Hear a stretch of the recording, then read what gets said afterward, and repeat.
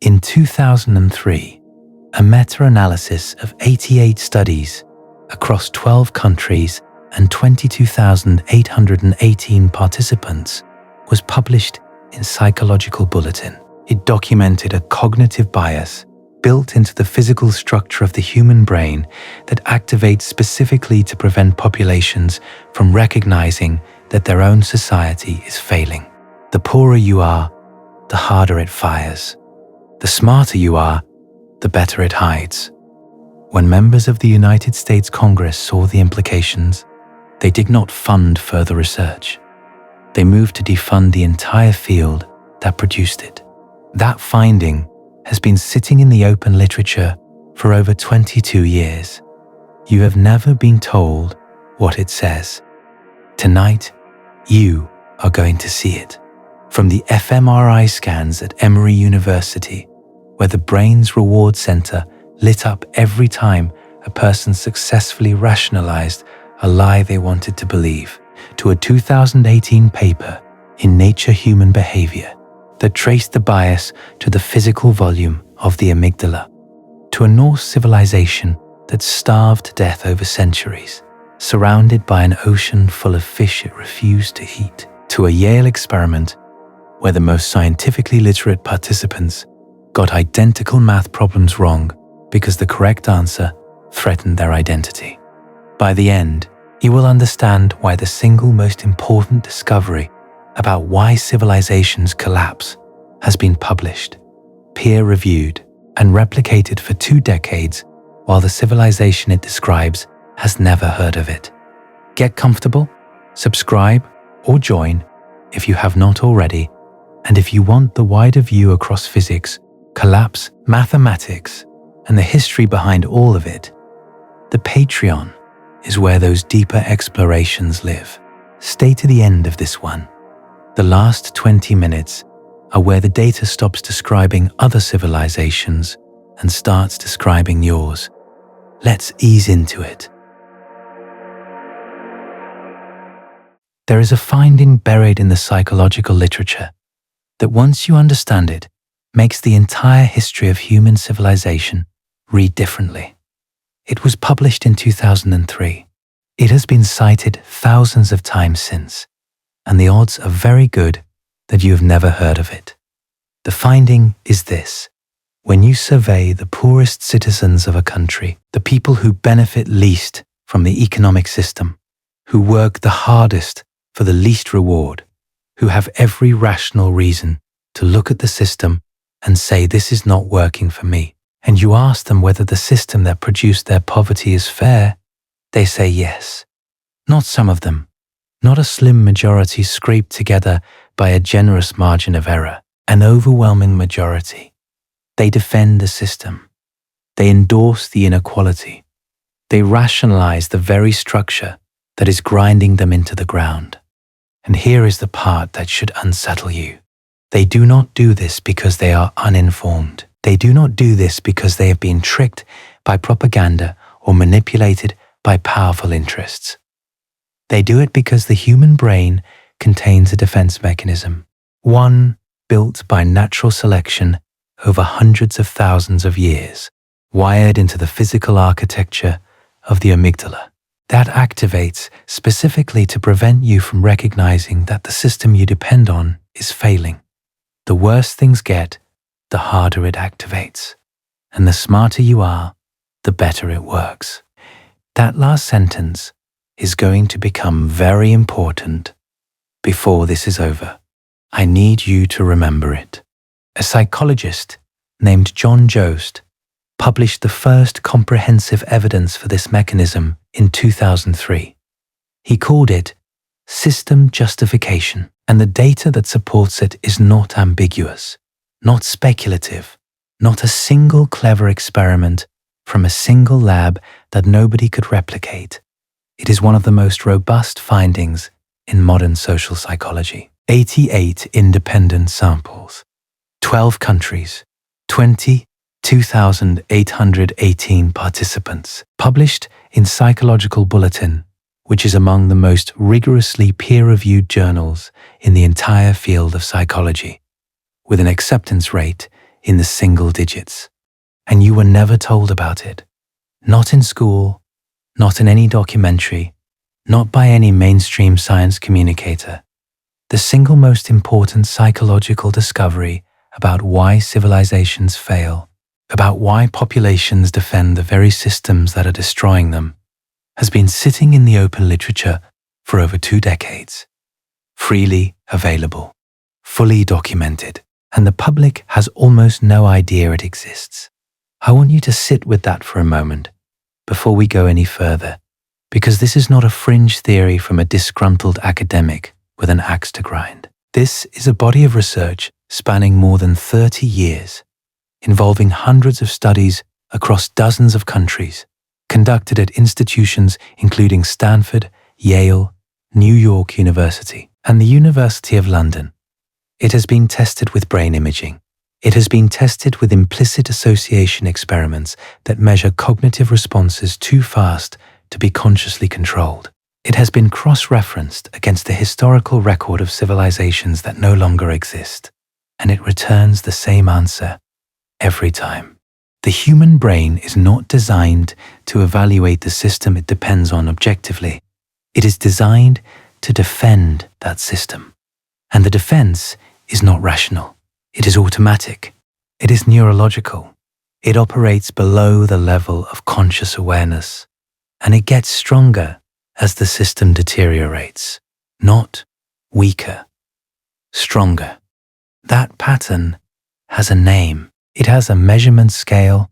It has neural correlates visible on an fMRI scan. It has an evolutionary origin story co-authored by one of the most respected neuroscientists alive. And by the end of what I am about to tell you, you will understand why the conditions under which this mechanism activates the hardest, the precise circumstances under which human brains most aggressively defend a failing system, map onto the psychological profile of the developed world right now with a precision that I do not know how to make comfortable. But we need to start with the man who found it, because what happened to his research tells you almost as much about the mechanism as the research itself. John Jost was born in 1968. He earned his undergraduate degree in psychology and human development from Duke University in 1989, where he studied with Irving Alexander. He went on to Yale for his doctorate, which he completed in 1995. And by his early 30s, while working at Stanford University's Graduate School of Business, he had become fixated on a question that most of his colleagues in social psychology considered either too obvious to study or too politically dangerous to touch. The question was this: why do people who are being crushed by a social system continue to believe that the system is legitimate? This was not a new question in intellectual history. Marx had called the phenomenon false consciousness. Gramsci had called it cultural hegemony. Psychologists had been circling it for decades under different labels. Leon Festinger's cognitive dissonance theory, published in 1957, described the mental discomfort of holding contradictory beliefs and the human compulsion to resolve it. Melvin Lerner's just world hypothesis, proposed in 1965, documented the belief that people generally get what they deserve, which implies that the poor must somehow deserve their poverty. The raw material was there, the observations were there, but Jost was not interested in philosophical explanations. He was not interested in grand theories about ideology or power structures. He wanted data. Specifically, he wanted to know whether this tendency, this pattern of the disadvantaged defending the systems that disadvantage them, was a measurable, predictable, quantifiable psychological phenomenon, something you could put numbers on, something you could reproduce in a laboratory, something you could test across cultures and decades and economic systems and find the same underlying mechanism every time.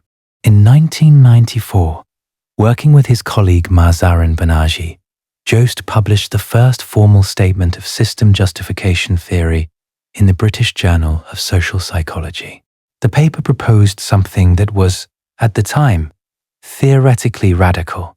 They argued that human beings possess not two, but three distinct psychological motives when it comes to justifying social arrangements.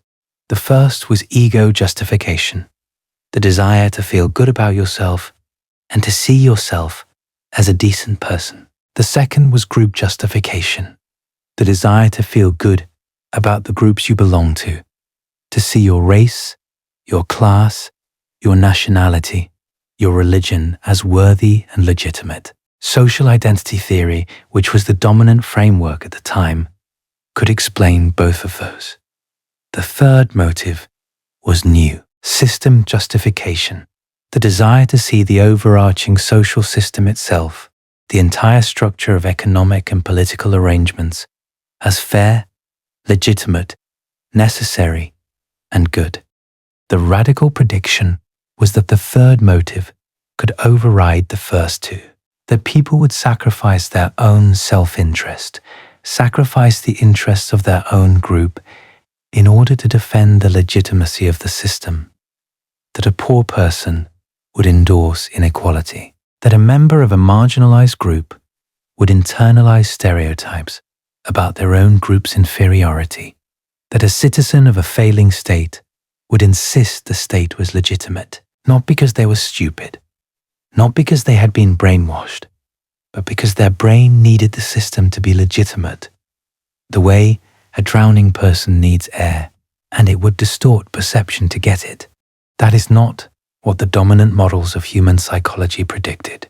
The prevailing theories assumed that people act in their self-interest, or at least in the interest of their in-group. A poor person should want to change the system that keeps them poor. A member of a stigmatized group should want to challenge the hierarchy that stigmatizes them. The idea that these people would actively defend the structures hurting them was, to put it directly, considered psychologically incoherent by much of the field. It violated the assumptions of social identity theory, which predicted in-group favoritism. It violated the basic premises of economic rationality. It violated common sense. But Jost was not building a theory from armchair reasoning. He was building it from data, and the data was about to arrive in a quantity that would make the objections very difficult to sustain. There is a detail about the timing of Jost's career that matters for understanding what came next. In 1994, when he and Banerjee published the original system justification paper, Jost was 26 years old, a graduate student at Yale, proposing that one of the foundational assumptions of social psychology, that people act in their self-interest, or at least in the interest of their group, was incomplete. The existing framework, social identity theory, had been developed by Henri Tajfel and John Turner in the late 1970s and early 1980s. It was the dominant paradigm. It explained prejudice, discrimination, in-group favoritism, and intergroup conflict with an elegant set of principles. And Jost was saying it was missing a piece. The reception was not warm, not because the work was poorly done, because the implication was uncomfortable.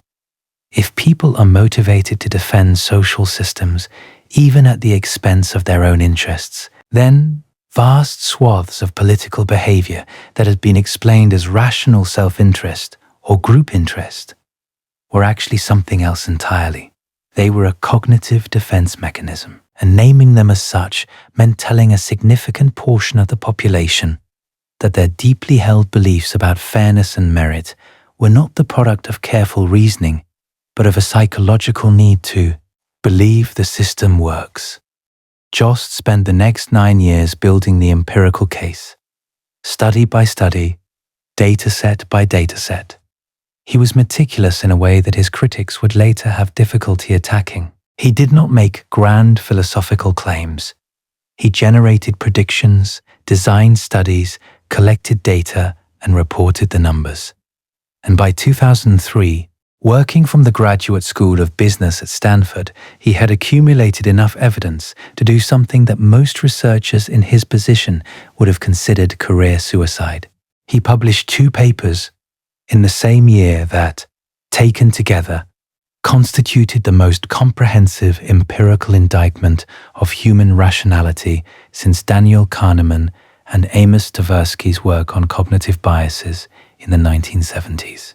In 2003, Jost and three colleagues published what would become one of the most controversial papers in the history of social psychology. Jack Glaser at Berkeley, Ari Kruglansky at the University of Maryland, Frank Sulloway, also at Berkeley. The paper appeared in Psychological Bulletin, Volume 129, Number 3, pages 339 through 375. It was a meta-analysis, which means they did not run a single new experiment. Instead, they aggregated the results of 88 existing studies from 12 countries covering 22,818 participants and looked for patterns. The patterns were not subtle. People who experienced the most uncertainty, the most existential anxiety, the most perceived threat to their sense of stability, were the most motivated to justify existing social arrangements. Death anxiety, the fear of mortality, predicted system-defending attitudes at a weighted correlation of 0.50. To put that in context, in social psychology, a correlation of 0.30 is considered a medium effect, and anything above 0.40 is considered large. 0.50 is enormous. It means that 50% of the variance in system justification could be statistically linked to how afraid someone was of dying. System instability, meaning the perception that the social order was fragile or under threat, predicted system justification at 0.47. Intolerance of ambiguity correlated at 0.34. Openness to experience correlated negatively at 0.32. The picture that emerged from 88 studies was consistent, stark, and deeply uncomfortable. The more afraid you were, the harder you defended the system.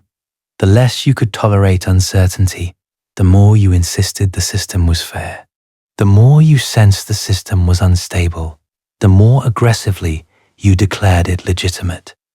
To understand why the meta-analysis hits so hard, you need to understand what a meta-analysis is and why this one was different from a typical study. A single psychology experiment might test 60 or 100 participants in one country, using one measure at one point in time.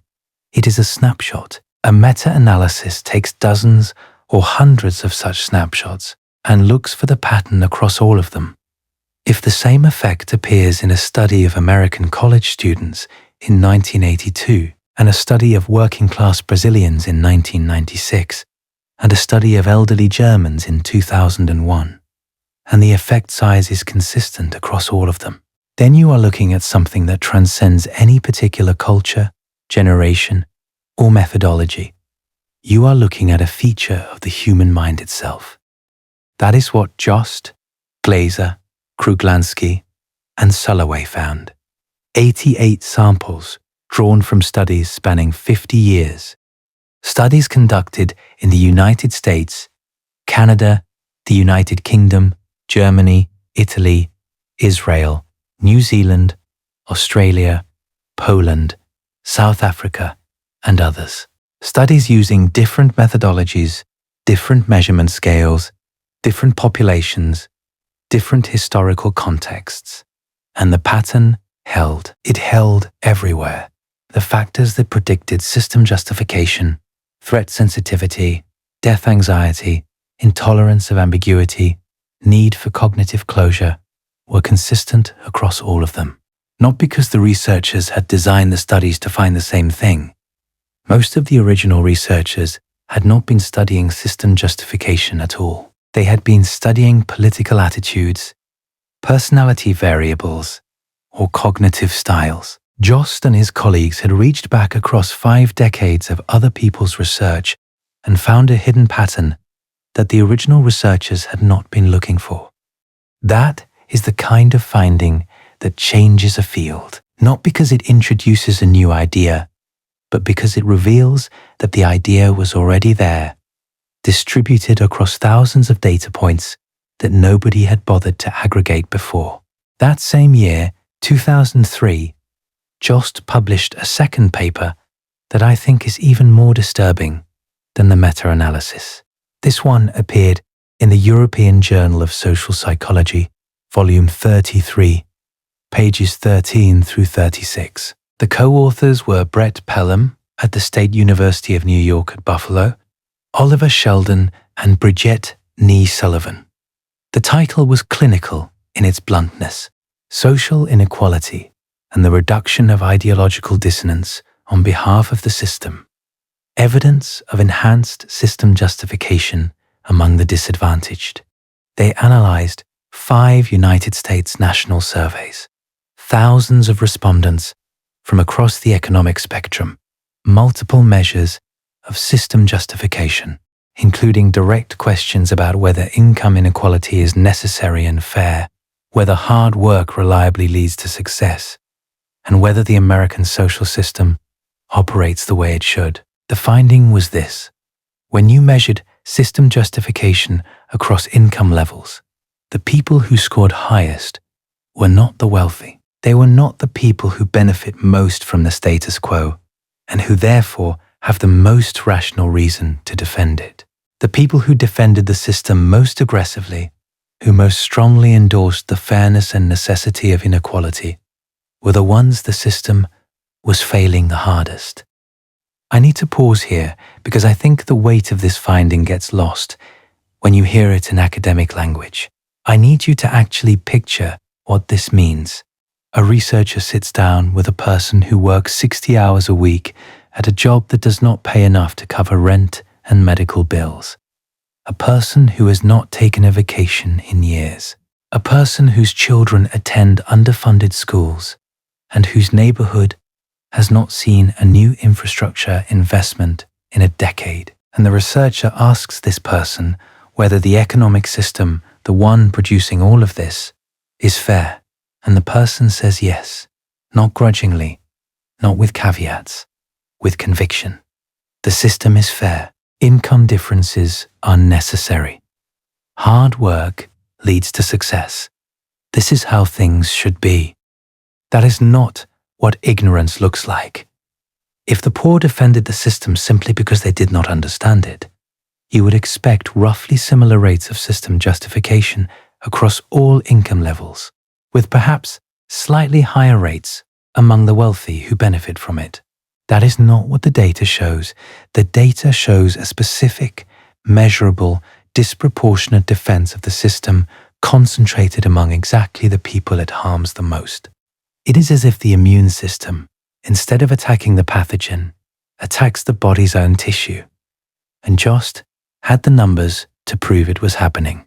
The 5 surveys Jost and Pelham analyzed included data from the General Social Survey, the National Election Study, and large-scale telephone surveys with nationally representative samples. The measures varied across surveys, which is important because it means the finding was not an artifact of any particular question's wording. In one survey, participants were asked directly whether they agreed that large differences in income are necessary to get people to work hard. In another, they were asked whether they believed the American system of government works well for most people. In another, they rated their agreement with statements about whether hard work leads to success and whether the distribution of wealth in the country is fair. Across all 5 surveys, the pattern was the same. Lower income respondents scored as high as or higher than upper income respondents on system justification measures. In some analyses, the relationship was curvilinear. The very poorest and the very wealthiest showed the highest system justification, while middle-income respondents showed somewhat less. The pattern was particularly pronounced in the South, where historical patterns of racial and economic inequality are most entrenched. I want you to picture a specific scenario to understand why this finding is not just statistically significant, but humanly devastating. Imagine a woman working 2 jobs, She gets up at 5 in the morning. She drops her kids at a relative's house because she cannot afford childcare. She works a morning shift at a warehouse. She eats lunch in her car. She works an evening shift at a restaurant. She gets home at 10. She does this 6 days a week. She has not had a raise in 3 years. She has medical debt she will never pay off. She is one car breakdown away from losing everything.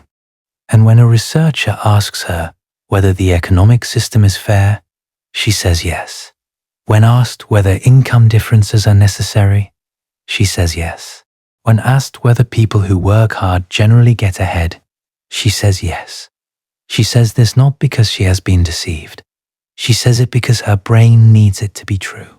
Because the alternative, accepting that the system she has given her entire waking life to is fundamentally rigged against her, is a psychological catastrophe that her brain will not permit. The cognitive cost of that realization, the anxiety, the hopelessness, the vertigo of realizing that the ground you have been standing on is not solid, is so extreme that the brain blocks it.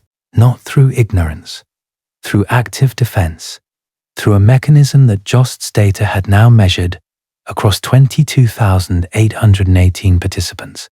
I want to come back to the people now, because what happened next tells you something important about how the scientific establishment handles findings it does not want to absorb. When the Psychological Bulletin paper came out in 2003, it did not land quietly.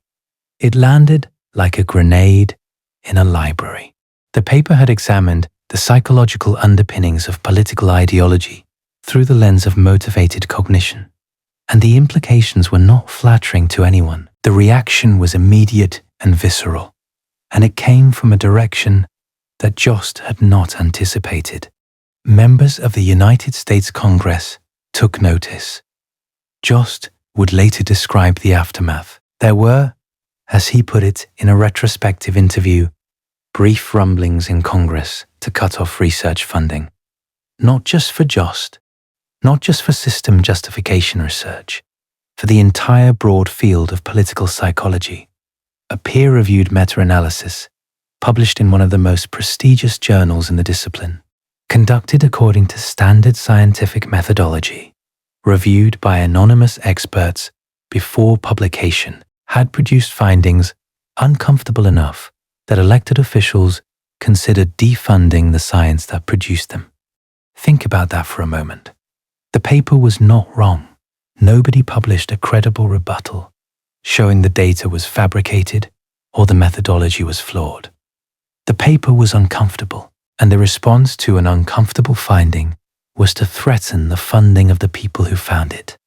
If you wanted a real-time demonstration of system justification in action, of people in positions of power defending the system against evidence that challenges its legitimacy, you could not have designed a more precise one. Jost and Kruglanski responded with an op-ed in the Washington Post on August 28, 2003, titled "Political Opinion, Not Pathology." They pushed back against the characterization that their work was partisan. They explained that the data was the data. The congressional threat dissipated.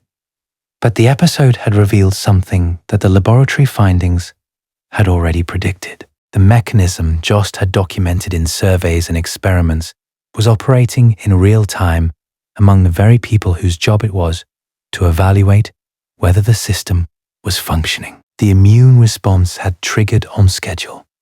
And this is worth pausing on, because the pattern here is not incidental. It is load-bearing for the entire narrative. A scientist publishes evidence that human brains are structurally biased toward defending existing systems. The existing system responds by attempting to defund the research. The research predicted the response. The response confirmed the research. And nobody in the congressional offices that considered the funding cut appeared to notice the irony, because the mechanism that would have allowed them to notice the irony is the same mechanism that was producing the impulse to cut the funding in the first place. But the Congressional backlash was a sideshow compared to what came next in the research itself, because Jost and his collaborators had not just identified the mechanism, they were about to show what it does to the people it is supposed to be protecting. The finding was not just that the disadvantaged defend the system. The finding was why. And the why is what transforms this from an interesting social science result into something that should genuinely frighten you. Jost and his colleague Orsolya Hunyadi, writing in the European Review of Social Psychology in 2002, described what they called the palliative function of system justification. They laid out 18 specific hypotheses and tested them against the available evidence. And the core conclusion was this: defending the system reduces psychological distress. It reduces anxiety. It reduces guilt.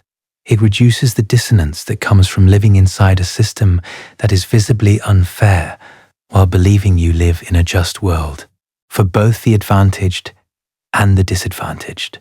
When you tell yourself that the system is fair, your brain rewards you with a measurable decrease in negative affect and a measurable increase in positive affect. You feel better. You feel less anxious.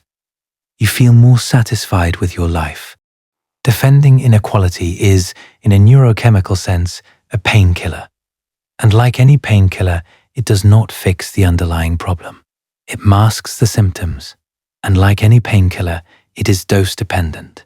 The more pain there is, the more painkiller the brain produces, which means the more the system fails, the more comfort the brain extracts from defending it. The wax-lack experiment is worth walking through in some detail because it demonstrates the mechanism operating in real time rather than just measuring it after the fact.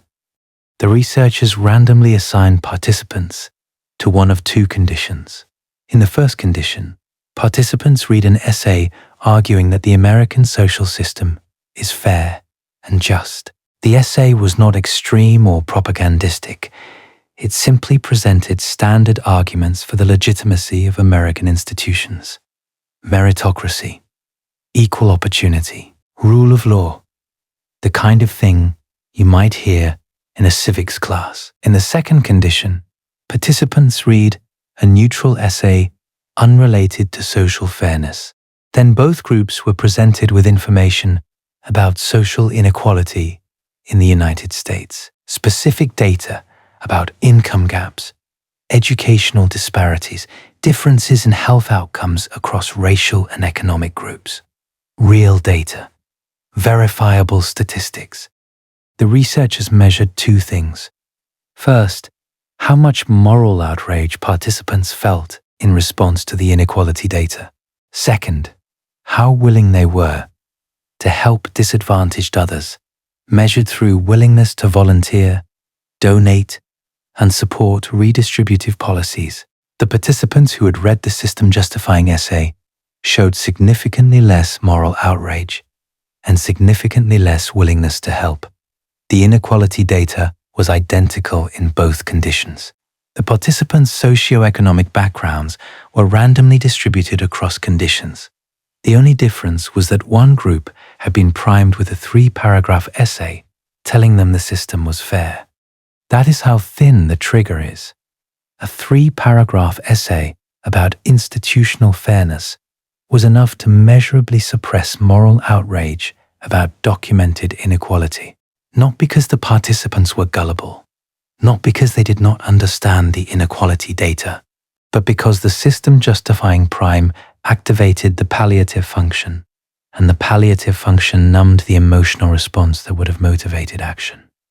Now multiply that by every civics class, every political speech, every news segment, every cultural narrative, every advertisement, every family dinner conversation in which someone says something equivalent to the system is fair. People generally get what they deserve.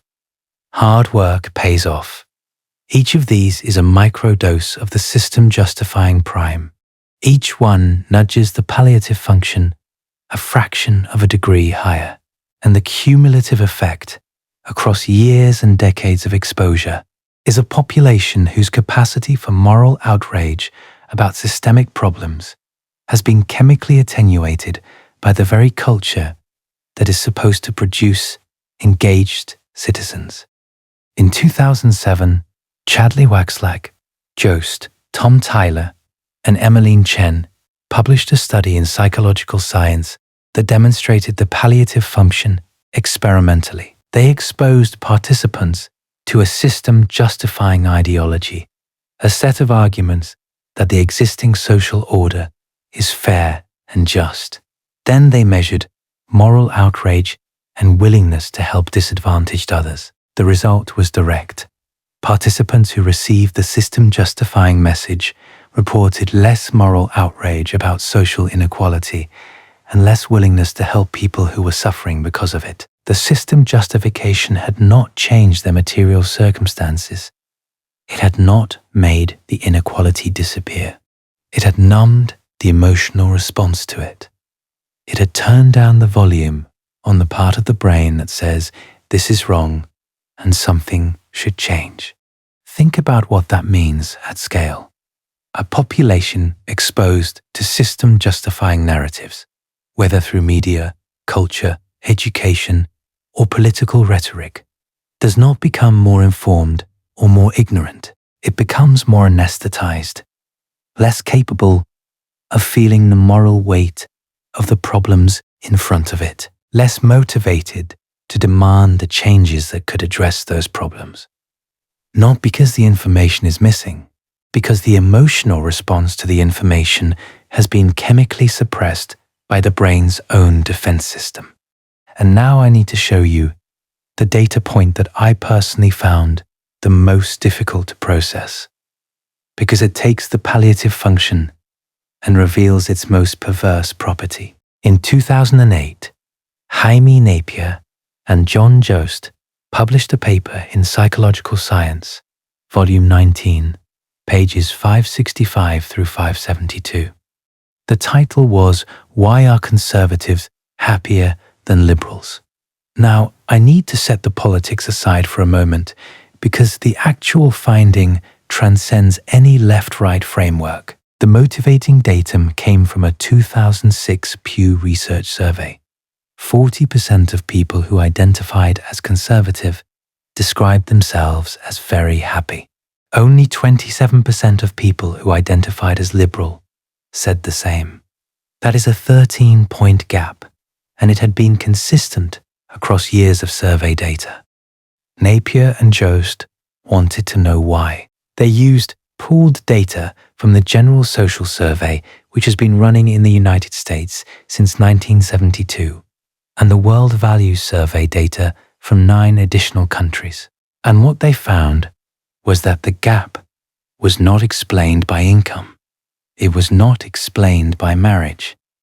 It was not explained by religiosity.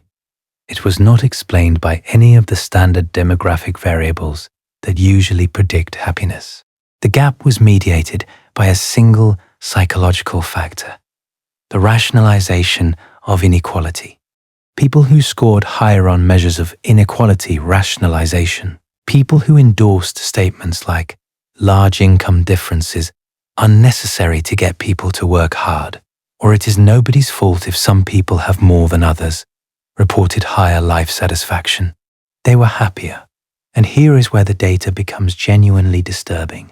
Napier and Jost tracked this relationship over 30 years of data, from 1974 to 2004. During that period, income inequality in the United States increased significantly, as measured by the Gini coefficient, and as inequality rose, the happiness gap widened. The people who rationalized inequality the most became happier relative to everyone else as inequality grew worse. I need you to absorb the full implication of that. As the system objectively deteriorated for the majority of the population, as the material rewards of participating in the system declined for most people, while concentrating at the top, the psychological reward for defending the system increased. The brain was not responding to reality. It was responding to the threat that reality posed to the system's perceived legitimacy, and it was compensating by increasing the dose of the painkiller. This is not a metaphor. This is what 30 years of survey data from the United States and 9 other countries shows. The palliative function of system justification is dose-dependent. The sicker the patient gets, the more anesthetic the brain produces. And the anesthetic does not just numb the pain. It produces satisfaction. It produces the subjective experience of happiness. A person defending a deteriorating system does not feel like someone in denial. They feel content. They feel that things are fine. And that feeling, that chemically generated sense of contentment, is the mechanism that prevents them from joining the people who are trying to fix the system. But the palliative function, disturbing as it is, only describes the symptom at the individual level. The scaling problem, the thing that turns system justification from a personal cognitive bias into a civilizational threat, is what happens when you threaten the system itself.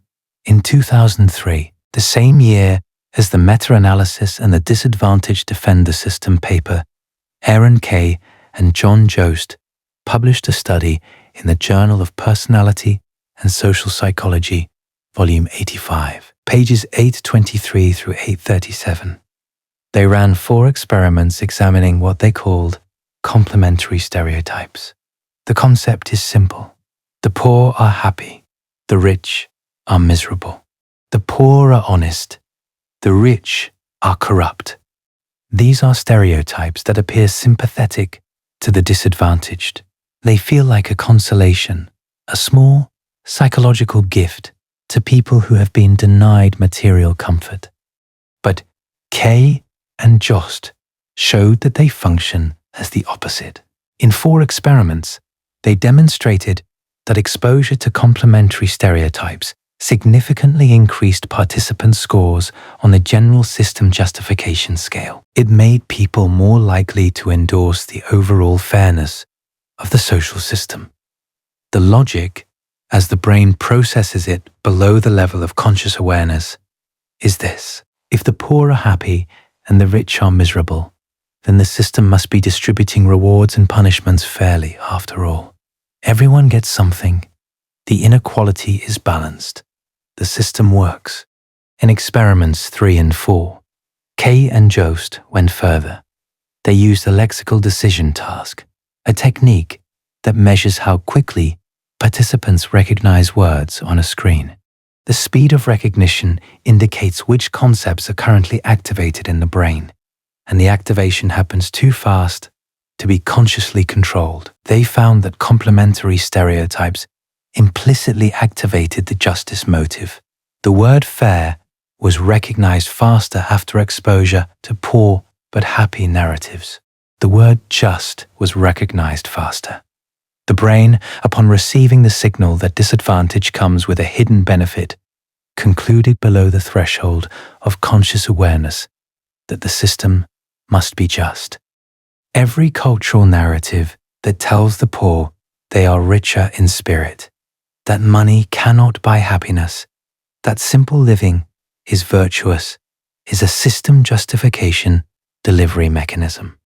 It is a cognitive payload that enters through empathy and detonates in the circuitry that evaluates whether the system deserves to be defended. And then there is the finding that makes the entire picture worse: the threat paradox. A review by Friesen, Lauren, Shepard, Gosha, and Kay, published in 2018, catalogued at least 38 experiments conducted between 2005 and 2017 that demonstrated a single, consistent effect. When you expose people to evidence that the system is unfair, when you present them with data showing that inequality is increasing, or institutions are failing, or the social contract is fraying, you would expect one of 2 responses. Either they update their beliefs in light of the evidence, or they reject the evidence because it threatens their identity. Both of those responses have been well documented. But system justification produces a third response. The person absorbs the evidence. They recognize the threat to the system, and they respond by defending the system harder, not by rejecting the evidence, by increasing their commitment to the system precisely because they now perceive it as under threat. 38 experiments. Across 13 years, the effect was consistent. Expose people to system criticism, and they produce more complementary stereotypes. They become more tolerant of inequality. They show increased backlash against feminist movements, against immigration reform, against economic redistribution. They express stronger support for the status quo across multiple domains simultaneously, even domains unrelated to the specific criticism they were exposed to. Threaten the system in one area, and the defense activates everywhere. The threat does not weaken the defense, it strengthens it. It is an immune response, unlike an autoimmune disorder, one where the immune system cannot distinguish between a foreign invader and the body's own tissue. It can destroy the organism it is trying to protect. I want to make the 38 experiments concrete, because the abstract description does not convey how perverse the effect actually is. In one set of experiments by Kay, Jost, and Young in 2005, participants were told that the Canadian healthcare system was under threat of being restructured. The restructuring would have expanded access and reduced inequality in healthcare delivery. It was presented as a reform, not a destruction, but it was framed as a change to the existing system. Participants who perceived the current system as under threat showed increased support for the existing healthcare arrangements, even when those arrangements had been demonstrated to produce worse outcomes. They were not defending good healthcare. They were defending existing healthcare, because existing is what the brain defends. In another series of studies, participants who were told the economy was in a precarious state showed increased endorsement of meritocratic beliefs, the belief that hard work leads to success, that the distribution of wealth reflects effort and talent. You might expect the opposite. If the economy is fragile, you might expect people to question whether the economic system is working. But the data showed that economic precariousness increased the endorsement of the very beliefs that justify the economic system. The more the system wobbles, the harder people cling to the ideology that says it is sound. In studies on gender, participants who were exposed to evidence of systematic gender inequality showed increased endorsement of complementary gender stereotypes. Women are more nurturing. Men are more competent. These stereotypes are not random. They are system justifying. They explain gender inequality as a natural division of complementary qualities rather than as an unjust hierarchy. And they increased in endorsement, specifically when the unjust hierarchy was made visible. The brain saw the inequality, recognized it as a threat to the system's perceived legitimacy, and responded by generating the cognitive framework that makes the inequality look natural. The pattern across all 38 experiments is the same. Show people that the system is threatened, and they defend the system. Show them inequality, and they justify inequality. Show them institutional failure, and they insist the institutions are fundamentally sound. The defense is not proportional to the quality of the system. It is proportional to the perceived threat, which means a terrible system under high threat will be defended more vigorously than a good system under low threat. The defense mechanism does not care about quality. It cares about stability, and it will sacrifice quality for stability every single time. Now I need to take you below the psychology and into the brain itself, because the question that has been hanging over everything I have said so far is whether this is real in the deep sense, whether it is wired into the hardware or just a pattern in survey responses, whether it runs on the actual neural substrate or is just a tendency that could be educated away with enough effort. In 2006, Drew Westen, a psychologist at Emory University, published the first fMRI study of motivated reasoning. The paper appeared in the Journal of Cognitive Neuroscience, Volume 18, pages 1947 through 1958. Westen recruited 30 committed political partisans during the 2004 United States presidential election. He put them in a brain scanner and presented them with information that directly contradicted their preferred candidates' stated positions. The information was factual. The contradictions were clear, and Westen watched what happened in the brain as participants processed it.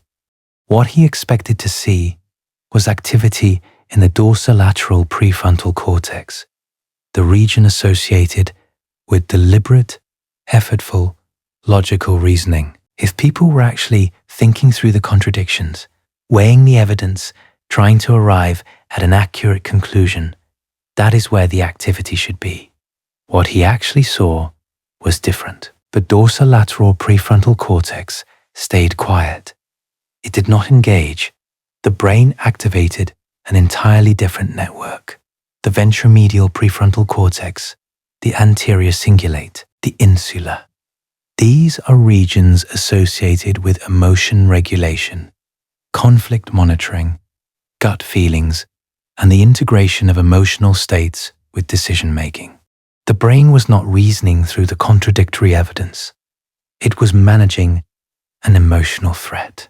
And when participants successfully rationalized the contradiction, when they found a way to dismiss the threatening information and maintain their prior belief, the nucleus accumbens activated, the reward center, the same structure that lights up in response to food, sex, and addictive drugs. The brain gave itself a neurochemical reward for successfully defending the prior belief, for defending the system.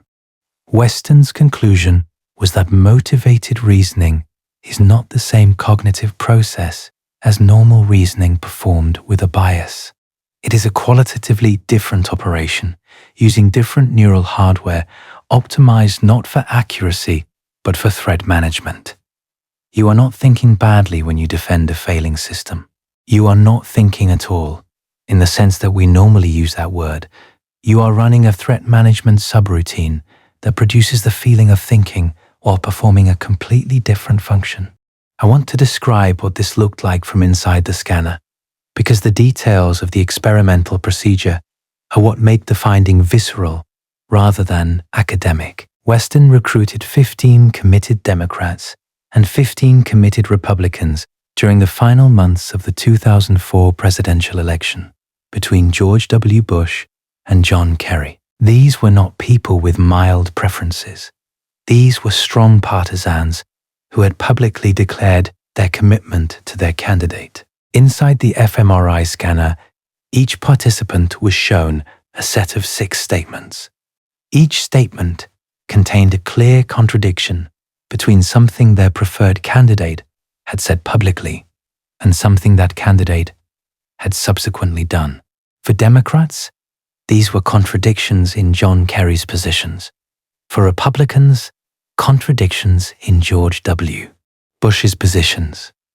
The statements also included contradictions attributed to a neutral figure, Tom Hanks, as a control condition. Participants were asked to rate whether they perceived a contradiction, and then they were asked to rate how well a subsequent statement resolved the contradiction. The subsequent statement was designed to provide a plausible rationalization on the Tom Hanks contradictions. Both Democrats and Republicans accurately identified the contradictions and gave low ratings to the rationalizations. Their reasoning systems worked correctly. The dorsolateral prefrontal cortex activated. They thought about it, recognized the logical inconsistency, and called it what it was. But on the contradictions involving their own candidate, something entirely different happened. The reasoning centers went quiet. The emotional regulation centers activated. And when participants successfully rationalized the contradiction, when they managed to convince themselves that their candidate's flip-flop was not actually a contradiction, the reward center fired a jolt of positive emotion, a neurochemical pat on the back. Westen described the process as essentially identical to what happens when a drug addict gets a fix. The brain identifies a threat. It activates a defense. The defense suppresses the threat. And then the brain rewards itself for successful suppression, not for arriving at the truth, for successfully avoiding the truth. The participants were not aware any of this was happening. From their perspective, they were just evaluating the evidence and reaching a reasonable conclusion. The subjective experience of motivated reasoning is indistinguishable from the subjective experience of actual reasoning. That is the most important technical detail in the entire study, because it means there is no internal signal, no feeling, no gut sense that tells you when you have switched from thinking to defending. The switch is invisible from the inside. 12 years after Westen's study, the neuroscience went deeper. In 2018, Hannah Nam, John Jost, and their colleagues published a study in Nature Human Behaviour, Volume 2, pages 133 through 138. This is one of the most selective journals in the behavioral sciences. Getting published there requires the kind of evidence that survives multiple rounds of review by the most skeptical experts in the field. Nam and Jost used voxel-based morphometry, a technique that measures the physical structure of the brain. Not activity, structure. The actual volume of grey matter in specific regions measured in cubic millimeters. They ran 2 independent studies with separate samples, and the finding was that bilateral amygdala volume, the physical size of both the left and right amygdala, was positively correlated with scores on the 8-item General System Justification Scale developed by Kay and Jost. People with larger amygdalas scored higher on system justification in both studies, across both genders, regardless of whether participants were members of advantaged or disadvantaged groups. And in a longitudinal follow-up of a subset of the first study's participants, tracked over 3 years, larger amygdala volume predicted reduced participation in political protests. The people whose threat detection hardware was most developed were the most committed to defending the system and the least likely to take action to change it. I need to be precise about what this does and does not mean. It does not mean that a big amygdala causes system justification in any simple causal sense. The direction of causality has not been fully established, and Jost himself has called this the chicken and egg problem in political neuroscience. It does not mean that system justification is genetically fixed or that individuals cannot change. What it means is that the tendency to defend the social system is not a purely abstract belief floating in the world of opinions and attitudes. It is correlated with the physical structure of the organ that processes threat, fear, and social hierarchy. It is embedded in the hardware. A partial convergent replication arrived in 2023. Balagtas and colleagues published a pre-registered voxel-based morphometry study in Royal Society Open Science that found bilateral amygdala and ventromedial prefrontal cortex clusters associated with system-justifying ideologies, not a perfect replication, but convergent evidence from an independent team using a pre-registered design, which is the gold standard in a field that has spent the last 15 years reckoning with its own replication crisis. And now, the evolutionary argument. In 2018, the same year as the Nature Human Behaviour paper, Jost published a paper with Robert Sapolsky. If you know anything about behavioral biology, that name should mean something to you. Sapolsky is the Stanford neuroendocrinologist, author of Behave, one of the most cited researchers in the biology of human behavior. The paper, co-authored with Hannah Nam, appeared in the journal Evolutionary Psychology, and it proposed an evolutionary origin story for system justification that, once you understand it, makes the entire modern predicament feel like a trap designed by natural selection. The argument goes like this. For the vast majority of human evolutionary history, the system was small. It was a band of roughly 100 to 150 related individuals. Your tribe, your kin group, the coalition that hunted together, shared food, raised children, and defended territory. In that environment, challenging the social hierarchy was not a path to reform.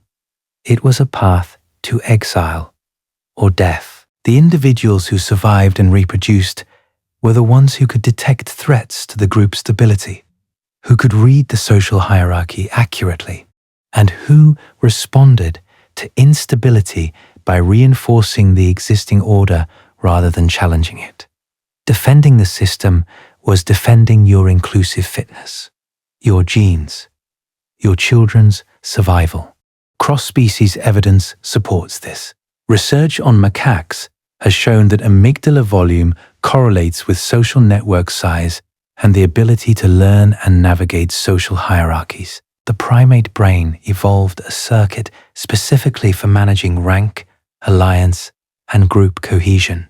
And Jost and Sapolsky argue that the human system justification motive is the scaled-up descendant of that circuit. Here is where the evolutionary argument becomes a civilizational problem. The circuit evolved for a system of 150 people, a system where you knew every member personally, where the hierarchy was visible, where the consequences of challenging it were immediate, physical, and often fatal.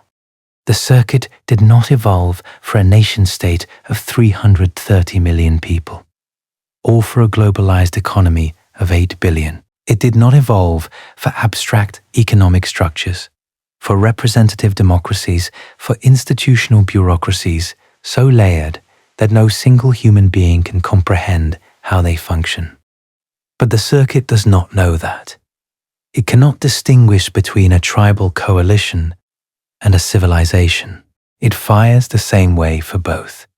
When it detects instability, when it senses that the social order is under threat, it produces the same response it produced on the savannah 100,000 years ago. Defend the hierarchy, reinforce the system, suppress the deviation, punish the challenger. A mechanism that was a survival advantage at the scale of a tribal band is a civilizational liability at the scale of a nation-state. And nobody selected for the off-switch, because for 99.9% of human evolutionary history, there was no need for one. Consider what that means concretely. If a tribal leader was hoarding food, you could see the food pile outside his shelter. If a dominant male was abusing his position, the bruises were visible on the subordinate members. If the group's survival strategy was failing, the evidence was dead game, empty gathering baskets, sick children. The feedback was immediate, tangible, and unambiguous. And even in that environment, with clear evidence visible to every member of the group, the system justification circuit still fired. Subordinate primates still deferred to dominant ones, even when the dominant ones were making bad decisions. The mechanism overrode the evidence, even when the evidence was right in front of them. Now imagine removing all that immediacy. Imagine replacing the visible food pile with an abstract economic indicator published quarterly in a government report that most citizens never read. Imagine replacing the visible bruises with statistical disparities documented in academic papers that most citizens do not know exist. Imagine replacing the dead game with a slow, decade-long decline in real wages, obscured by fluctuations in headline GDP. The evidence is still there. It is more comprehensive than anything available to a tribal band. But it is abstract. It requires interpretation. It requires statistical literacy. And as Kahan's data will show you in a few minutes, statistical literacy does not help. It makes the defense more sophisticated without making it less active. The tribe was the system. Defending it was always the right call. The cross-species evidence is worth spending time with because it establishes that system justification is not a uniquely human cultural invention. It is a biological inheritance. Research on rhesus macaques, published by Kumaran, Mello, and Duzel in 2012, found that amygdala volume in macaques correlated with the size and complexity of the social networks the monkeys navigated. Monkeys with larger amygdalas were better at tracking social rank, remembering alliances, and adjusting their behavior to the current dominance hierarchy. In a macaque troop, the hierarchy is not a metaphor. It determines who eats first, who mates, who gets groomed, and who gets attacked. Getting the hierarchy wrong is not a matter of political incorrectness. It is a matter of physical survival.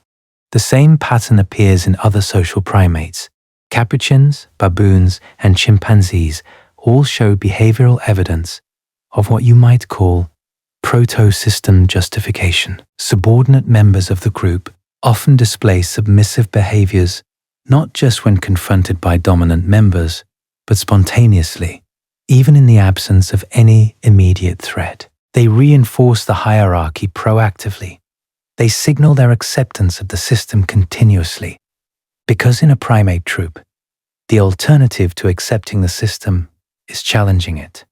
And challenging the dominance hierarchy of a group of primates that can inflict serious physical damage on you is a gamble that natural selection has strongly selected against.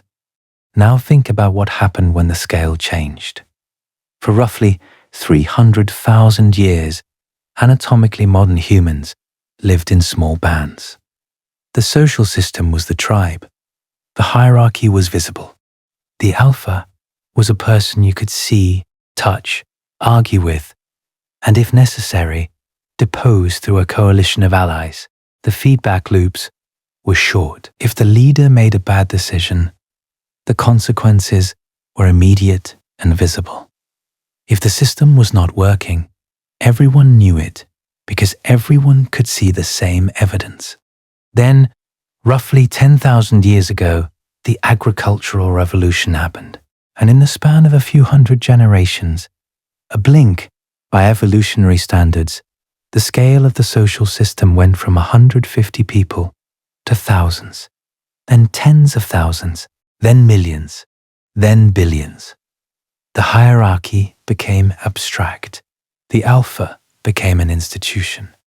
The feedback loops became so long that a bad decision made in a Capitol building might not produce visible consequences for years or decades. And the brain, the same brain that evolved to manage a tribal hierarchy of 150 visible faces, was now being asked to evaluate systems of staggering complexity using the same hardware that assessed whether the loudest male in the camp was doing a good job distributing food. The hardware could not handle the upgrade, but it did not stop running. It could not stop running. It is not a program you can choose to execute or not.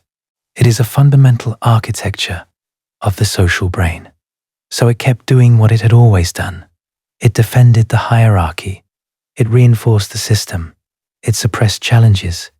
It punished deviance. It produced the feeling of legitimacy and rightness and normalcy in response to whatever social arrangements happened to exist, regardless of whether those arrangements were functioning, regardless of whether they were just, regardless of whether they were driving the civilization off a cliff.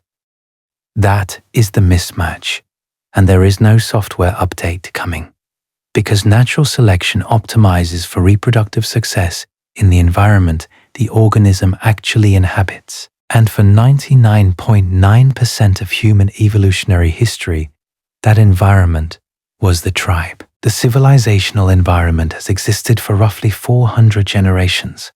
That is not enough time for natural selection to redesign a circuit that was refined over 300,000 years. We are running tribal software on civilizational hardware. And the tribal software has one directive: defend the system. It does not ask whether the system deserves defense. It does not evaluate the system's performance.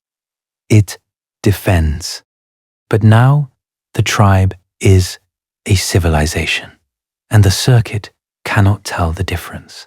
And this is where the story stops being about psychology and neuroscience and starts being about the historical record. In 2005, Jared Diamond published Collapse, 750 pages, a study of why certain civilizations failed while others survived.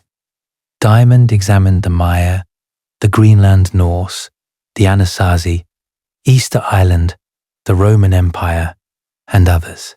He identified 5 factors that contributed to collapse, and one of them was not environmental degradation or foreign invasion or resource depletion. It was the failure to perceive a problem, not the failure to solve a problem, the failure to see that a problem existed while it was actively destroying the society. Diamond gave this failure a specific cognitive name: creeping normalcy. On page 425 of Collapse, he described how slow trends concealed within noisy fluctuations make it almost impossible to recognize that each successive year is on average slightly worse than the year before, so that the baseline standard for what constitutes normal shifts gradually and imperceptibly. He paired this with a second concept he called landscape amnesia, in which an entire generation forgets what the environment or the society looked like a generation ago, evaluating the current degraded state as normal because they have no personal memory of anything better. Diamond was a biogeographer, not a psychologist. He developed creeping normalcy independently of Jost's work. As far as I can determine, Diamond never cited system justification theory, and Jost never cited Diamond's collapse analysis. The two literatures grew in parallel, separated by disciplinary walls, but the convergence between them is remarkable. Diamond described the macroscopic pattern, civilizations unable to see their own decline while it was happening. Jost described the microscopic mechanism, the cognitive bias, that prevents individuals from perceiving systemic deterioration. And then there is Joseph Tainter. Tainter is an anthropologist who published The Collapse of Complex Societies through Cambridge University Press in 1988. His framework is structural and economic rather than environmental. His core argument is that societies solve problems by increasing their organizational complexity. More bureaucracy, more specialization, more layers of administration, more regulations, more institutional infrastructure. This works for a while, but each new layer of complexity yields diminishing marginal returns. The first road is transformative. The 10,000th road is incremental. At some point, the cost of maintaining the complexity exceeds the benefit it provides, and the society begins to contract. Not because of invasion, not because of catastrophe, because the math no longer works. But here is the part of Tainter's framework that connects to Jost in a way that neither of them, as far as I know, has explicitly articulated. Tainter argued that collapsing societies stabilize themselves through one of two mechanisms. Either they increase their genuine problem-solving capacity, meaning they find innovations that restore the returns on complexity, or they invest in legitimacy.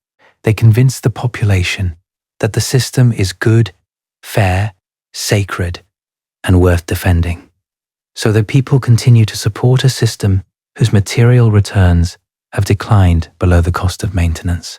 When the first mechanism saturates, when the innovations run out, and the returns on complexity keep declining, and once legitimacy becomes load-bearing, every investment in legitimacy, every cultural narrative about national greatness, every invocation of foundational mythology, every appeal to tradition and heritage, and the way things have always been done, is not a cultural ornament.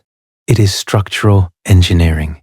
It is a society desperately shoring up the only support column it has left.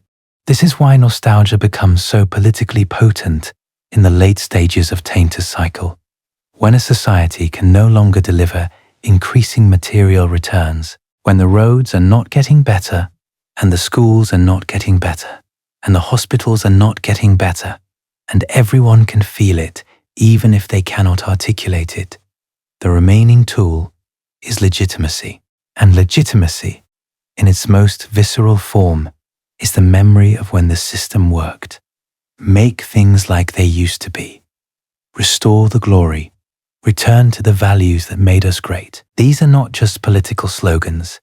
They are the verbal expression of a population system justification mechanism operating at maximum capacity, generating the largest dose of palliative comfort it can produce by reaching back to a time when the system's legitimacy required less psychological effort to defend.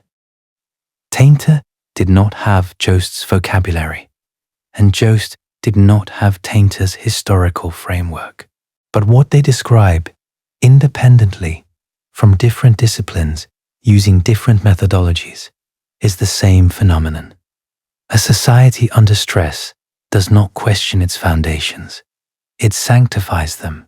It turns the system from a set of practical arrangements that can be evaluated and modified into something sacred, something whose legitimacy must be defended at all costs, something whose critics are not diagnosticians, but heretics. And by the time enough people recognize that the system has transitioned from a functional institution to a defended identity, the functional institutions have degraded past the point of recovery. The second mechanism becomes the load-bearing structure. Legitimacy is the last column holding up the roof, and system justification, as Jost has documented it, is the psychology of that column. The population defends the system not because the system is working, but because their brains are wired to defend it precisely when it stops working. The Soviet Union is the most thoroughly documented modern example of this convergence. For decades, Soviet citizens lived inside a system that was visibly failing by every material metric: chronic shortages of basic goods, deteriorating infrastructure, a standard of living that fell further behind the West with every passing decade. The information was not hidden. People knew the shelves were empty. They knew the hospitals were understaffed. They knew the promises of the system were not being met. And many of them defended it anyway.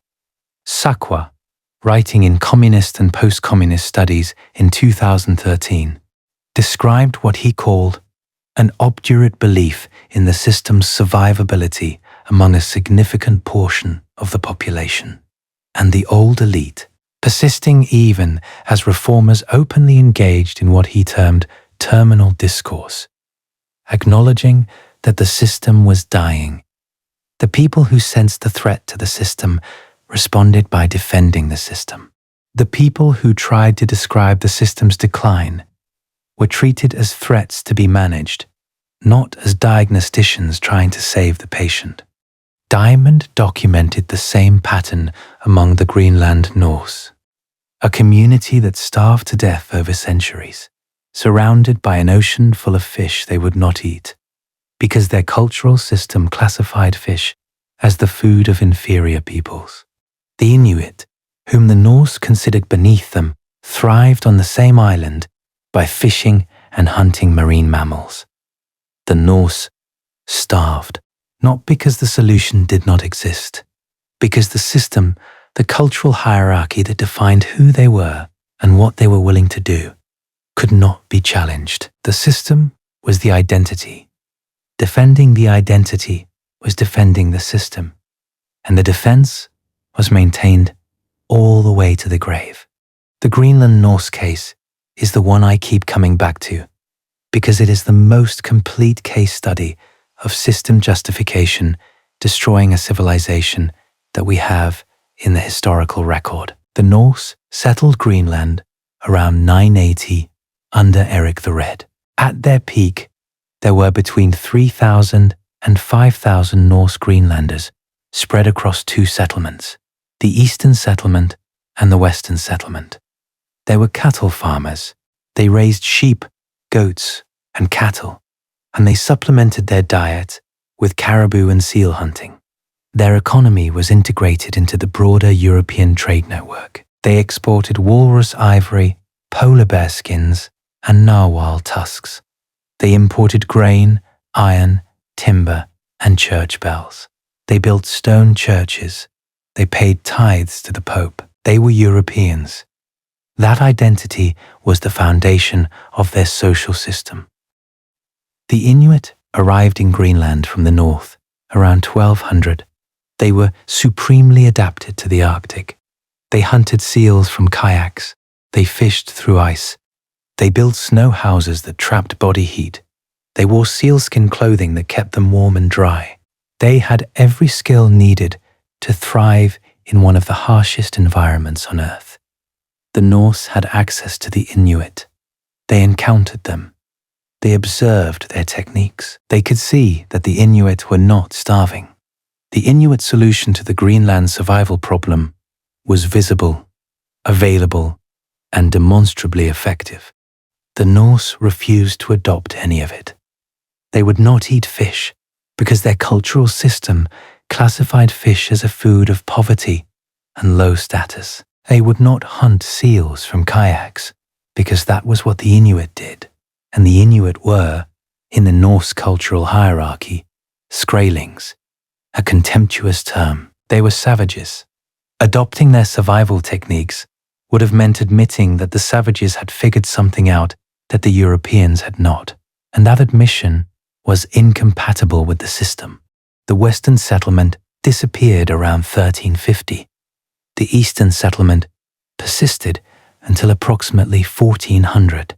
The last written record is a marriage certificate from 1408. After that, silence. Archaeologists who have excavated the final settlements found cattle bones gnawed to splinters, dog bones with butchery marks, a few fragments of caribou, but no fish bones. Even at the very end, when they were starving to death, they did not eat fish. The system held. The identity held. The hierarchy held.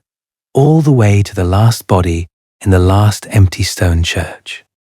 That is system justification carried to its terminal conclusion. A population that chose extinction over adaptation, because adaptation would have required acknowledging that the system was wrong. Not wrong about one policy or one trade agreement. Wrong about who they were. And the identity was defended not because the people were stupid, not because they lacked information, not because they could not see that the Inuit was surviving. The identity was defended because the brain that processes identity threats is the same brain that processes physical threats. The amygdala does not distinguish between a challenge to your survival and a challenge to your worldview. It fires the same alarm for both. And the alarm said, defend. The Maya followed a structurally similar pattern, though the specifics were different. Classic Maya civilization reached its peak between roughly 600 and 800 CE, with populations in the millions, monumental architecture, sophisticated mathematics, astronomy, and a writing system that has now been largely deciphered.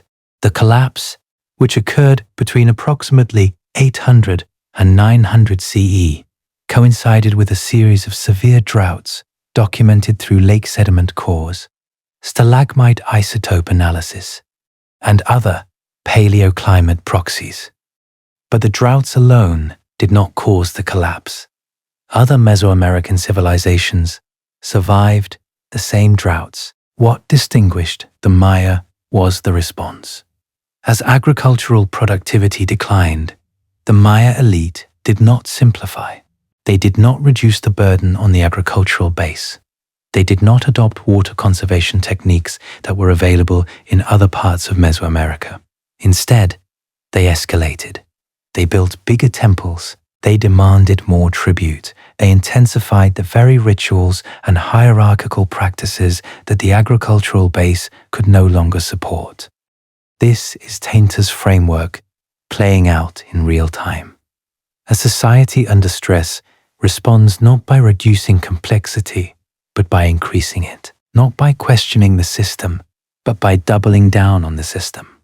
The elite built more monuments to the gods who were supposed to bring rain.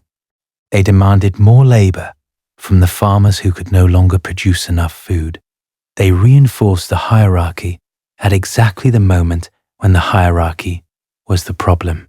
And I want to be careful here, because it is easy to read these historical examples as stories about stupid people in the past who could not see what was obvious.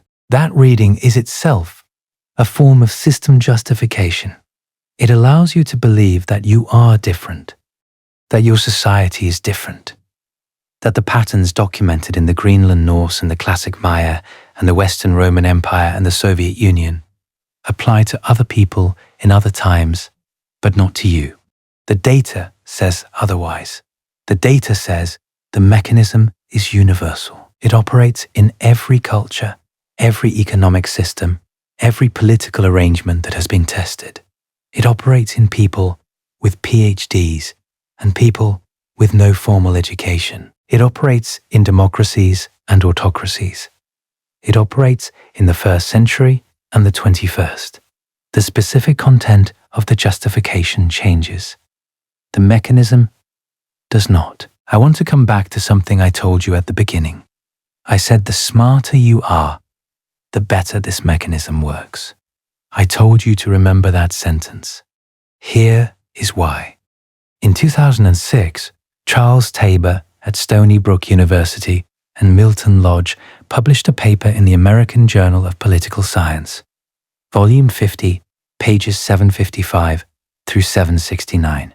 The study was designed to test whether political sophistication, meaning how much a person knows about politics, how well they can construct arguments, how deeply they engage with political information, would help people process challenging evidence more accurately. They gave participants information about politically charged topics, specifically affirmative action and gun control, that was designed to challenge their existing positions. Some participants had weak prior opinions. Some had strong ones.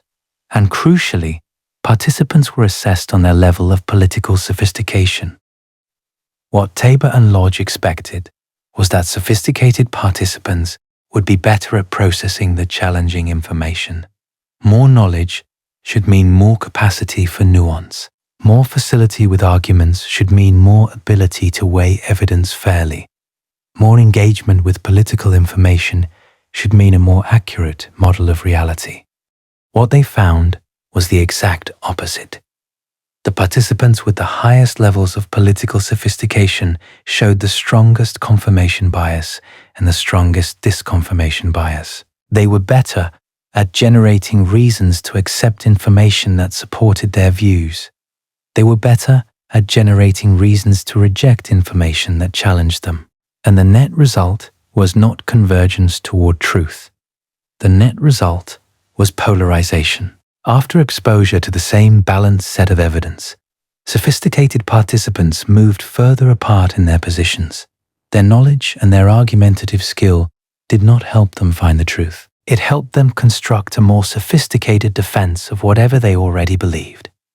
I need to stop here and make sure the weight of this finding lands properly, because it is easy to hear a phrase like the sophistication effect and file it away as academic jargon. It is not jargon. It is a description of something that is happening inside your brain right now, as you listen to me describe it. You are an educated person. You are watching a 2-hour documentary about cognitive science, which means you are almost certainly in the upper portion of the distribution for intellectual curiosity, scientific literacy, and analytical reasoning. You are exactly the kind of person that Tabor and Lodge's data describes, not the people who are immune to the bias. The people who are best equipped to construct sophisticated justifications for whatever they already believe. That includes your beliefs about whether the system you live in is sound. It includes your beliefs about whether the problems you see around you are manageable or existential. It includes your beliefs about whether your own assessment of these questions is trustworthy. Because according to Tabor and Lodge, the very faculties you would use to evaluate your own trustworthiness, your knowledge, your argumentative skill, your capacity for nuanced reasoning, are the same faculties the mechanism co-opts when it is running in defense mode. This is why I said at the beginning that the smarter you are, the better this works. I was not being rhetorical. I was describing a measured effect. Tabor and Lodge measured it. They published the measurements, and the measurements say that the people sitting in lecture halls and research libraries and policy institutes, the people whose job it is to evaluate whether systems are working, are the ones whose system justification defense is most sophisticated, not most resistant, most sophisticated. There is a difference. A resistant defense says I refuse to consider the evidence. A sophisticated defense says I have carefully considered the evidence and found it unpersuasive. The second defense feels better. It feels more rational. It feels like real thinking, and it produces the same outcome. And then came Kahan. In 2012, Dan Kahan at Yale Law School and his colleagues published a paper in Nature Climate Change, Volume 2, pages 732 through 735. They tested approximately 1,500 American adults on measures of scientific literacy and numeracy, standard assessments, understanding of probability, understanding of the scientific method, ability to interpret data tables, basic quantitative reasoning. And then they measured those same participants' perception of climate change risk. The expected finding was the foundation of every science communication campaign ever designed. People with higher scientific literacy should be more concerned about scientifically documented threats. If the public is not worried enough, the problem is a deficit of knowledge. Give them better information, better science education, better data, and they will respond appropriately. This is called the deficit model. It is the assumption that ignorance is the barrier and education is the solution. Kahan's data demolished it. People with the highest scientific literacy were not the most concerned about climate change.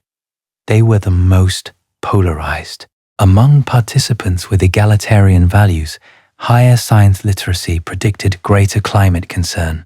Among participants with hierarchical and individualist values, higher science literacy predicted less concern. The same increase in scientific knowledge produced opposite effects depending on the cultural identity of the person receiving it. Kahan wrote, and I want you to hear the exact phrasing because it is the single most important sentence in this entire body of research. Individuals with higher science comprehension are even better at fitting the evidence to their group commitments. Published in Nature Climate Change. Peer-reviewed. Replicated. The smarter you are, the better your brain is at system justification. Not because intelligence is a flaw, because intelligence provides more tools, more capacity for sophisticated rationalization, more ability to find the methodological weakness in the study that threatens your worldview, more skill at constructing the counterargument that lets you dismiss the inconvenient data, more cognitive horsepower devoted to the task of keeping the system's legitimacy intact. I want to walk you through the actual experiment because the details are what make it devastating. Kahan gave participants a 2x2 data table, 4 cells, the kind of thing you might see in any introductory statistics course. The table showed the results of a study. In one version, the study was about a new skin cream. Some patients used the cream, some did not. Some patients got better, some got worse. The 4 cells showed the number of patients in each category. To get the right answer, you had to compare the ratios. You had to look at the proportion of patients who got better with the cream versus the proportion who got better without it. It required basic division and comparison. It was not easy, but it was not advanced mathematics either. The numerate participants, the ones who scored highest on a quantitative reasoning assessment, got the skin cream problem right. No surprises there. They could do the math, and they did. Then Kahan gave the same participants the same table, with the same numbers, in the same cells. The identical mathematical problem. But this time, the labels on the table said something different. Instead of skin cream and patience, the table described cities that had enacted gun control laws. Instead of rash got better and rash got worse, the cells described whether crime had increased or decreased. The math was identical. The numbers were identical. The correct computation was identical. But now the correct answer had political implications. In some versions of the problem, the data showed that gun control reduced crime. In other versions, it showed that gun control increased crime. And the question was whether participants would follow the math to the correct answer, regardless of what the answer implied politically. Among participants with low numeracy, performance was roughly the same across all conditions. They were bad at the math, whether the problem was about skin cream or gun control. The political framing did not help or hurt them, because they could not do the computation either way. But among the most numerate participants, something remarkable happened. When the correct mathematical answer supported their political identity, they got it right at very high rates. When the correct mathematical answer contradicted their political identity, their accuracy dropped precipitously. These were people who had just demonstrated they could do the math. They had the skill, they had the knowledge, they had the cognitive hardware to arrive at the correct answer. And they did arrive at the correct answer, but only when the answer was safe. When the answer threatened the system, the math went wrong. Not because the brain could not do the math, because the brain would not do the math. The motivated reasoning circuit intercepted the computation before it reached consciousness and redirected the cognitive resources toward generating a different answer, an answer that preserved the system's legitimacy. I spent an unreasonable amount of time thinking about this study because it removes the last escape hatch. You cannot say the problem is ignorance because these participants were not ignorant. You cannot say the problem is innumeracy because they were numerate. You cannot say the problem is a lack of analytical skill because they demonstrated the skill on the identical problem with neutral framing. The problem is that the brain uses its analytical skill selectively. It deploys its full capability in service of questions that do not threaten the system. And it deploys a crippled, compromised version of that capability when the answer might challenge the system's legitimacy. And the participants did not know this was happening. They experienced themselves as doing the math to the best of their ability. They felt like they were reasoning. They felt like they were being careful with the numbers. The subjective experience of motivated numeracy is indistinguishable from the subjective experience of honest numeracy. There is no internal alarm that says you just got the answer wrong because the right answer threatened your identity. The alarm does not exist. The mechanism that would produce such an alarm would itself be a threat to the system because it would expose the defense mechanism, and the defense mechanism defends itself. In 2017, Kahan extended this with a study that made the mechanism almost painfully visible. He gave participants identical math problems, the same numbers, the same operations, the same level of difficulty. But some problems were framed in terms of a politically neutral topic, the effectiveness of a skin cream, and others were framed in terms of a politically charged topic, the effectiveness of gun control legislation. On the skin cream problems, numeracy predicted accuracy. People who were good at math got the right answer more often. But on the gun control problems, among the most numerate participants, accuracy depended on whether the correct answer supported or contradicted their political identity. When the math confirmed their prior beliefs, they solved the problem correctly. When the math contradicted their beliefs, their accuracy collapsed. The same brain, the same math, the same numbers, different answers. Because the answer that threatened the system triggered a different cognitive process than the answer that supported it. And now you can see the full shape of what I have been building toward. A society begins to deteriorate. The deterioration triggers system justification among the population. The justification suppresses the motivation to demand change. Without change, the deterioration continues. The continued deterioration increases the perceived threat to the system. The increased threat intensifies the justification.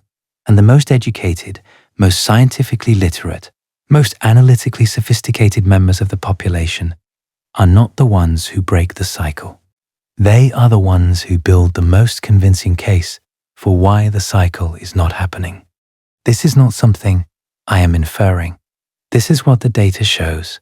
Across 30 years, across 12 countries, in 88 samples, on brain scans, in reaction time experiments, in national surveys, in mathematical reasoning tests designed to separate the effect of intelligence from the effect of motivated reasoning, the pattern is the same every time. The brain defends the system. It does so more effectively with more cognitive resources. And it does so most aggressively when the system most urgently needs to be questioned. In 2010, John Jost, and Goldsmith published what I think is the most practically important paper in the entire literature. It appeared in the Personality and Social Psychology Bulletin, volume 36, pages 326 through 338. They confirmed that system justification tendencies are directly associated with the denial of environmental problems and reduced commitment to environmental action. But then they did something none of the previous studies had done. They tested a workaround. They reframed pro-environmental action as system consistent. Instead of presenting it as a challenge to the existing order, as a demand for systemic change, they presented it as a way of protecting the American way of life, defending national security, preserving intergenerational heritage, being patriotic, and the denial effect vanished. The same participants who had denied environmental threats when the response was framed as system challenging acknowledged those threats and expressed willingness to act when the response was framed as system preserving. The information had not changed. The evidence had not changed. The science had not changed. The only thing that changed was whether the brain categorized the response as a defense of the system or an attack on it. When it was defense, the gate opened. When it was attack, the gate slammed shut. That finding is both the single most hopeful and the single most disturbing result in this research. Hopeful because it means the mechanism can be hacked. You do not have to fight the system justification motive head-on. You can redirect it. You can frame necessary changes as system-preserving, and the brain will let them through. But disturbing because it means that whether a civilization survives an existential threat depends not on the quality of its science, not on the intelligence of its population, not on the severity of the threat itself. It depends on framing, on whether the necessary response can be presented in a way that does not trigger the defense. And some threats cannot be reframed. Some problems genuinely require systemic change. Some solutions cannot be disguised as defense of the status quo. And those are the problems that the mechanism is specifically designed to prevent you from addressing. I want to sit with this finding for a moment longer, because I think its implications are even larger than John and Jost may have intended. What they showed is that the barrier between a population and an appropriate response to an existential threat is not informational. It is not that people lack the data. It is not that the science has not been communicated effectively. The barrier is architectural. It is built into the way the brain processes information about the system it depends on. And the only key that opens the gate is a very specific shape, the shape of system defense. If you can fit the response through the keyhole, the population will act. If you cannot, the population will defend the system while the threat destroys it. That means the survival of a civilization facing a slow-moving existential threat depends, in a very real sense, on the creativity of its communicators, not its scientists, not its policymakers, not its leaders, its communicators. The people whose job it is to take a necessary, systemic change and frame it so that it passes through the system justification filter without triggering the defense response. If those communicators succeed, the civilization adapts. If they fail, the mechanism holds, the defense intensifies, and the threat proceeds unchecked. And there is no guarantee the reframe is available for every threat. Some threats are incompatible with the existing system. Some adaptations require abandoning core features of the current order, not preserving them. The Norse could not reframe eating fish as a Norse activity. Their entire cultural hierarchy was built on the distinction between Norse cattle farmers and Inuit fishermen. The reframe was structurally impossible. The identity and the adaptation were mutually exclusive. And the identity won. The question that the Fegina finding raises, the question that I do not think any researcher has answered convincingly, is whether the existential threats facing modern civilizations can be reframed as system-preserving, or whether some of them require the kind of systemic change that the mechanism will block at any cost. Because if the answer to that question is the second one, then the mechanism is not just a bias, it is a sentence. I am going to tread carefully here, because I am aware that what I am about to say will trigger the exact mechanism I have spent this entire time describing. I am going to describe the diagnostic markers of a society in system justification overdrive, and I am going to note that they are present in the developed world right now. And some part of your brain is going to produce the objection that I am being alarmist, or that I am drawing false parallels, or that modern democracies are fundamentally different from the Norse or the Maya or the Soviet Union. That objection will feel reasonable. It will feel like a considered response, and it may be correct. I cannot rule out the possibility that it is correct, but the research also cannot rule out the possibility that it is the mechanism itself producing a rationalization. And neither can you. That is the nature of a self-concealing bias. Here is what the markers look like according to the literature. Rising economic inequality tolerated by the population it harms, specifically inequality that increases over decades, while the population's endorsement of meritocratic beliefs remains stable or increases. Napier and Jost documented this across 30 years of American data. The inequality rose, the justification rose with it, declining institutional trust. Not the kind of institutional skepticism that leads to reform, but the kind that leads to nostalgia. The demand is not build something better. The demand is go back to when things worked. A population that responds to institutional failure by yearning for a previous version of the same system is exhibiting classic system justification. They are defending the system by defending its past incarnation rather than imagining an alternative. Increasing polarization that makes citizens more invested in defending their version of the system than in evaluating whether the system is functioning. The system itself recedes from view. The argument becomes about which tribe has the correct defense of the system, not about whether the system deserves defense. Both sides are system justifying. They just disagree about which version of the system to justify. A population that reports levels of life satisfaction or national pride that are stable or increasing even as objective indicators of systemic health, infrastructure quality, educational outcomes, life expectancy, debt levels, institutional responsiveness decline. The divergence between subjective assessment and objective measurement is the palliative function made visible in aggregate data. The population feels fine. The numbers do not look fine. That gap is the mechanism. I am not going to name a specific country or a specific political movement, because doing so would allow you to categorize what I am saying as a partisan argument and dismiss it accordingly. The mechanism predicts that you will try to categorize it.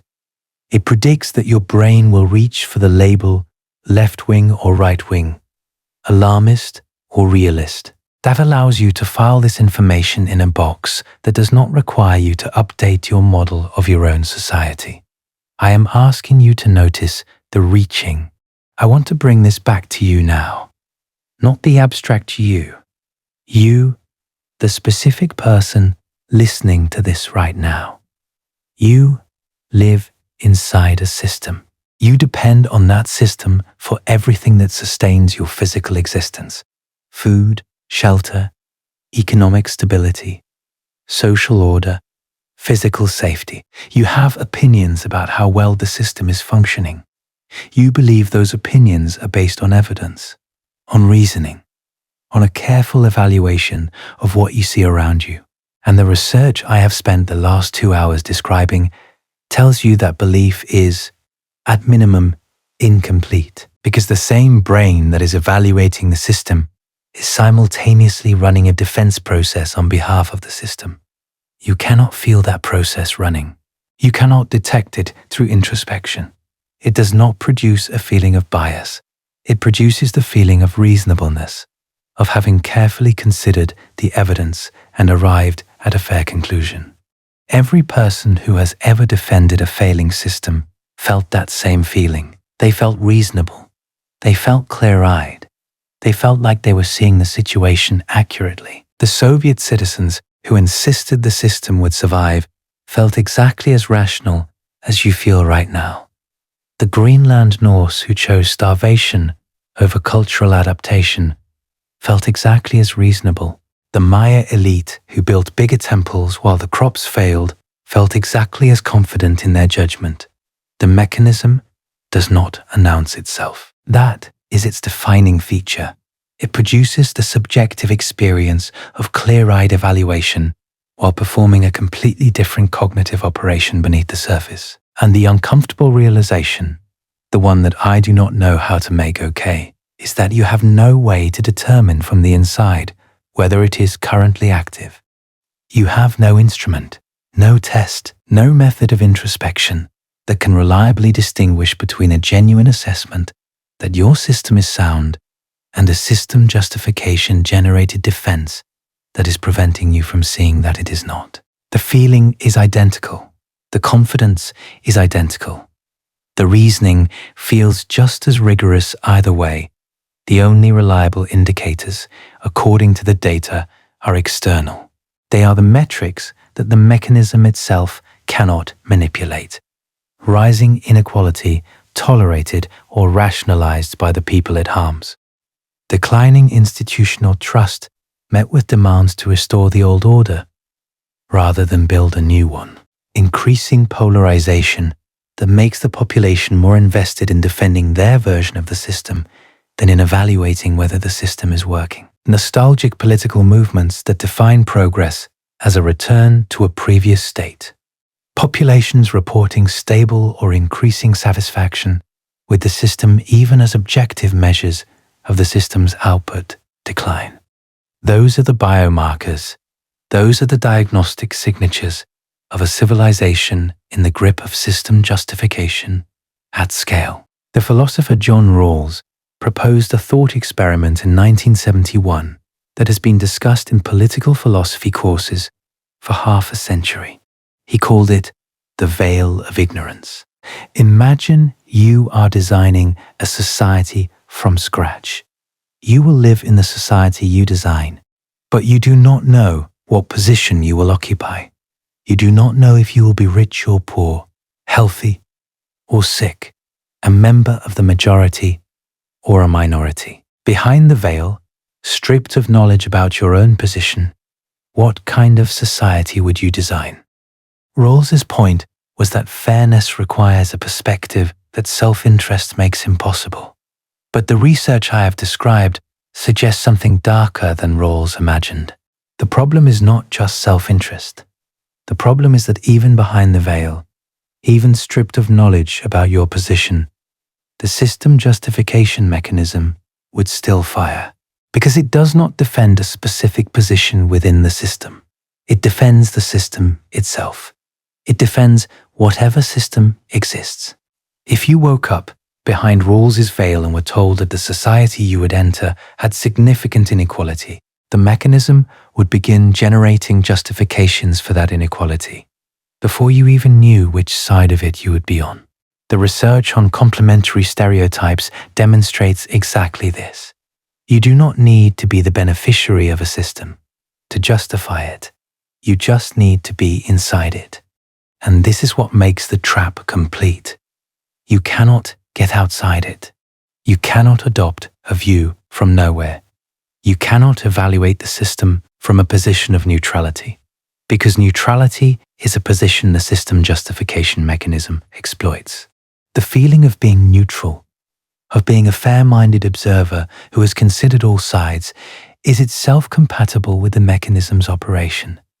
The mechanism does not need you to be a zealot. It needs you to feel reasonable.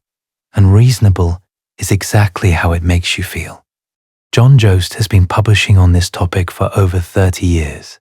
He has trained dozens of graduate students. He has given hundreds of talks. He has written 6 books. He was inducted into the American Academy of Political and Social Science. He has honorary doctorates from 2 continents. His lab's work is funded by the National Science Foundation and published in the most prestigious journals in the field. And the phenomenon he described in 1994, the same one he measured across 88 samples in 2003, the same one he imaged in the amygdala in 2018, is operating right now at a scale that would have been unimaginable to the researchers who first documented it. It is operating in a civilization of 8 billion people, facing challenges that require systemic response. Challenges that by their nature cannot be framed as system-preserving, because they require the system to change. Climate disruption, artificial intelligence, displacing labor, antibiotic resistance, nuclear proliferation, ecological overshoot. Each of these is a problem that the current system, in its current configuration, is not solving. And each of these is a problem that the system justification mechanism is specifically designed to prevent you from perceiving as a systemic failure. The bias does not care about the scale of the threat. It does not adjust for severity. It fires the same way for a disagreement about local zoning policy as it does for a planetary scale existential risk. Because the circuit was calibrated for a world where the biggest threat was a rival band of 100 primates on the other side of the river. The circuit has no category for a threat that originates from inside the system itself, a threat that is the system. That possibility is not in the evolutionary firmware, and so when the threat comes from inside the house, the alarm system points outward and says everything is fine in here. The data has been sitting in the open literature for 22 years. It was confirmed, extended, imaged, replicated, and published in journals that are available to anyone with an internet connection and a library card. And the most important psychological discovery about why civilizations fail remains, for the vast majority of the people it describes, entirely unknown. And that, when you sit with it long enough, is the most complete demonstration of the bias that has ever been produced. A finding about why people fail to perceive threats to their system was itself not perceived as a threat to the system. A body of research about why populations ignore the most important information available to them was itself ignored by the population. The mechanism predicted its own reception, and the prediction held. The system keeps running. The circuit keeps firing. The defense keeps building. And the people inside the system, the ones the defense is operating in, continue to feel that they are seeing clearly, that they are thinking rationally, that the problems are manageable, that the system is sound. The Norse felt that way too, right up until the last winter.